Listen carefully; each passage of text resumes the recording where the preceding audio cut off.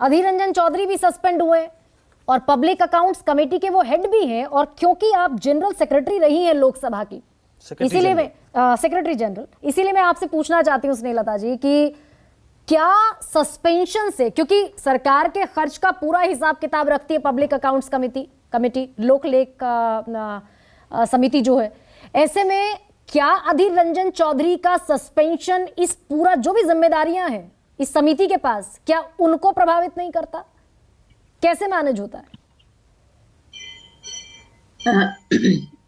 देखिए, जो राज्यसभा में आप पूछ रही हैं एक्सटेंशन का, तो मुझे लोकसभा के जो नियम है वो पता है। राज्यसभा का मैंने डील नहीं किया है, तो मैं उसके बारे में मेरा कुछ भी कहना मेरे अधिकार क्षेत्र के बाहर की बात होगी। परंतु जहां तक लोकसभा का सवाल है, तो लोकसभा में 2001 में संभवतः, मतलब ईयर का मुझे इतना ध्यान नहीं है, परंतु ये एक ऑटोमेटिक सस्पेंशन का प्रोविजन किया है, और उसमें ये 374 जो नियम है उसमें सस्पेंशन होता है लोकसभा के रूल्स में।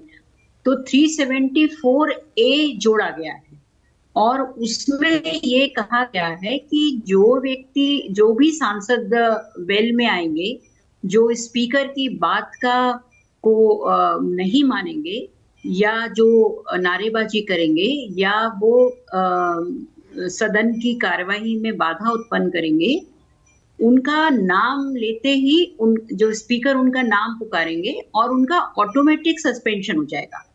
जो त्यागी जी बता रहे थे, पहले जो 374 रूल्स है उसमें ये होता है कि मोशन आता है, और मोशन हाउस अडॉप्ट करता है, उसके हिसाब से सांसद गण जो दोषी पाए जाते हैं उनका सस्पेंशन होता है। तो जो मोशन आता है उसका अडॉप्शन होता है, ये एक प्रक्रिया 374 में है।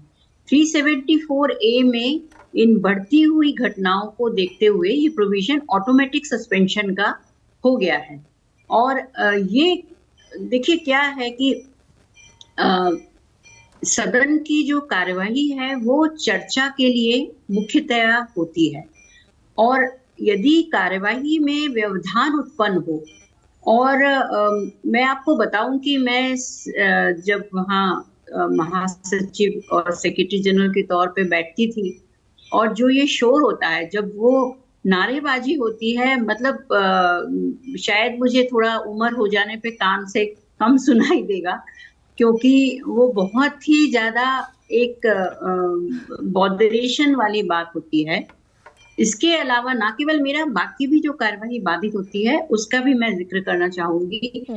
एक MP साहब थे जो कि अब तो MP नहीं है इसमें, परंतु वो किसी और पार्टी के थे, ना बीजेपी के थे ना कांग्रेस के थे, पर वो एक लंबी सी तुरही लेके आए थे सदन में, और सबके कानों में बजा रहे थे, और एक बार एक ट्रांजिस्टर लेके आ गए, जबकि कोड ऑफ कंडक्ट में लिखा हुआ है कि ट्रांजिस्टर लेके नहीं आएंगे, रेडियो लेके नहीं आएंगे, वहां पे कुछ इस तरह की चीजें नहीं लाएंगी जो अलाउड नहीं, छड़ी नहीं, कोई भी चीज आप लेके आएंगे स्पीकर की परमिशन से लेके। देखिए, रूल्स है, कंडक्ट है, और अल्टीमेटली मेरा ऐसा मानना है, शायद मेरा मानना थोड़ा सा क्या कहना चाहिए, स्ट्रिक्ट हो, मेरा ऐसा मानना है कि जब हमने कुछ नियम बना दिए हैं, और मतलब पहले कुछ हुआ है, उसको हम ये मान के ना चले कि पहले होता था और इसलिए अब हो सकता है, हम इम्प्रूवमेंट क्यों ना करें। ये बहुत बड़ी बात मैम आप कह रही हैं स्नेहलता जी कि इम्प्रूवमेंट क्यों ना हो, ये सही बात है कि पार्लियामेंट जो है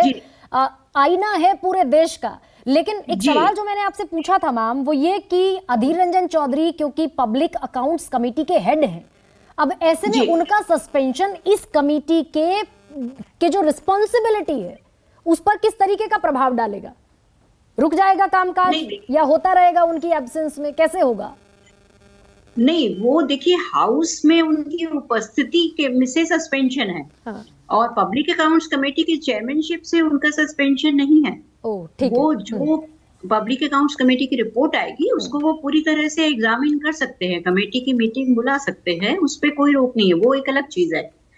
ये जो सस्पेंशन होता है वो केवल हाउस के प्रोसीडिंग में भाग नहीं लेने के लिए होता है।